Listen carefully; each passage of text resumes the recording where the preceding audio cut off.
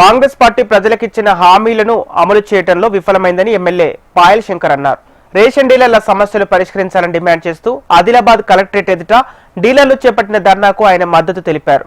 దిగుమతి హమాలిని ప్రభుత్వమే భరించాలన్నారు. ప్రభుత్వం ఇచ్చిన హామీ ప్రకారం రేషన్ డీలర్లకు గౌరవ వేతనం 5,000, క్వింటాళ్లకు 300 రూపాయలు ఇస్తామని ఇచ్చిన హామీని అమలు చేయాలని తెలిపారు. డబ్బంతా కూడా ఈ తెలంగాణ రాష్ట్ర ప్రభుత్వం డైవర్ట్ చేస్తున్నది. మేము అనేక సందర్భాల్లో నేను అసెంబ్లీలో కూడా చెప్పిన, నరేంద్ర మోడీ గారు ఇంత గొప్పగా ఈ తెలంగాణ రాష్ట్రానికి సహాయం చేస్తున్నప్పుడు కనీసం మాట వరుసకైనా మంచి మాట్లాడతలేరు, మీకు మంచిది కాదు. గతంలో ఈ రకంగా మాట్లాడినటువంటి టీఆర్ఎస్ కు ఏ రకంగా బుద్ధి జరిగిందో మీకు తెలుసు. ఆ రకమైనటువంటి వాళ్ళ దారులనే మీరు వెళ్తున్నారని నేను స్వయాన రాష్ట్ర ముఖ్యమంత్రి గారికి చెప్పేటటువంటి ప్రయత్నం చేసిన. కానీ టీఆర్ఎస్ వాళ్ళు ఏ రకంగానైతే మాట్లాడిందో వీళ్ళు కూడా అట్లనే మాట్లాడుతున్నారు.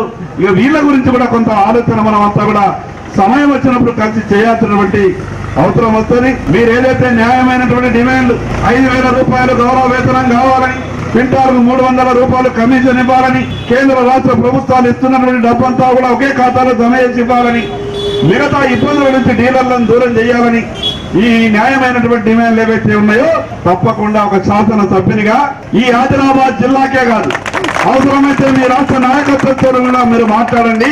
ఈ రాష్ట్ర